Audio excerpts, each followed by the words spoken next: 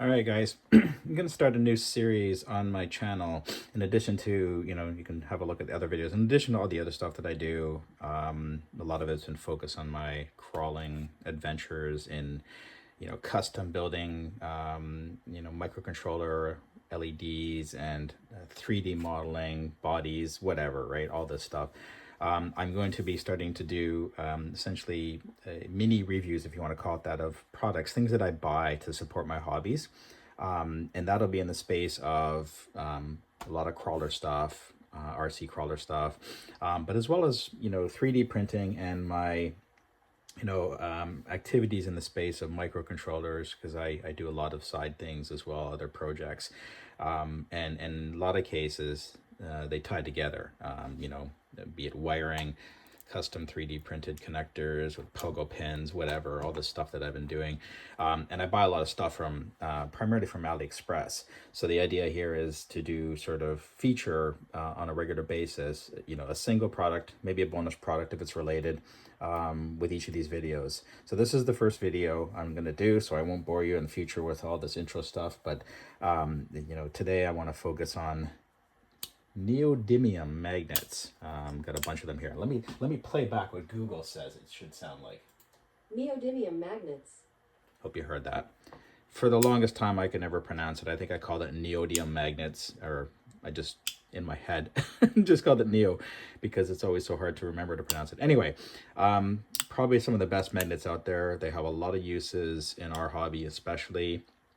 And I just want to talk really quickly about these, just so you know, you'll see a lot of this stuff already in the description of most all of my videos. So if you're interested in anything, there's a lot of stuff I have in there. It's all stuff that I bought and I use and I stand behind. I do make an affiliate, a small chunk of change off every purchase you make, but you don't pay extra for that. So I do appreciate the support. It helps me, well, buy more stuff and do more of these videos. So please go there, find something you like and buy something. And obviously, subscribe, because I hope to do this weekly for a number of different products I bought. Anyway, back to the subject at hand. So you'll see here really quickly, and by the way, I'm not going to bore you with like having a package with a mail label on it and cutting it open and all that crap. I'm just going to get right to it, all right? So I use a lot of these. This guy that I use a lot of it's a 15 by 5 millimeter by 5 millimeter in terms of size. And really quickly, they tend to be not exactly to spec. So if you're ever modeling for 3D printing, make sure you double check what you actually bought, because this case is about 14.5 millimeters in diameter, 4.4 height, and so on. So especially if you're putting screws or modeling parts to go through things, 5.21 millimeters.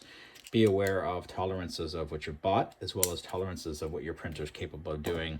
When I do a lot of my modeling, I have to usually model the parts multiple times and test fit the magnets. I usually obviously leave a bit of tolerance.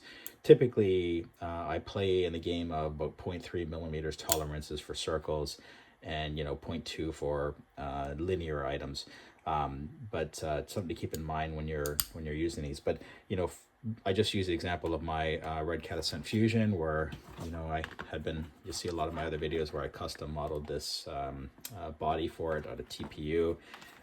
It's been taking a good beating, happy with it. But anyway, I also, to make this fit the Fusion, I was able to use the standard front mount that comes with the Fusion with a modeled LED light bar in the front.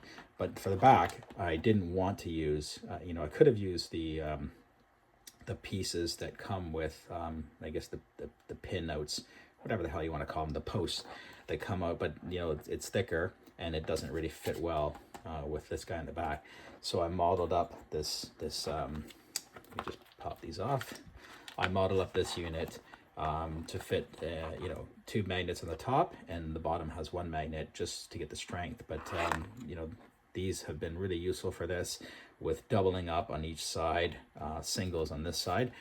It gets a good enough fit, a snap fit, that it takes a fair bit, a pretty good hit when we're out trailing to break this loose. And oftentimes if it breaks loose, the nice thing about these magnets are so powerful that this concept happens where it might slide, but it quickly falls back in place. It's takes a fair bit to break them apart. Anyway, these are quite good magnets. I've been buying these specific ones, for a number of years. They're separately quite powerful. They're pretty strong. They're not the cheap magnets. Don't buy cheap magnets. This thing is submerged in water quite often, and other than when they chip, they don't rust, but they will rust. Obviously, this is a coated. The metal's coated, and they will rust if they are chipped. But oftentimes you can address that with a thin layer. I usually use goop glue to glue my stuff together, but a thin layer of the glue, this guy, over top actually protects it, and the glue is rubbery, so it doesn't just break free, so it actually protects it from rusting. But again, you can see here, I've had this on for a couple of months, and we've been through submerged in water and regularly go through creeks and mud and whatnot, and they're holding up quite well. Anyway, thanks for watching. Again, like and subscribe. If you want to see more of this, you will see more of these various different things that I do over time. Yeah, all right. Have a good day.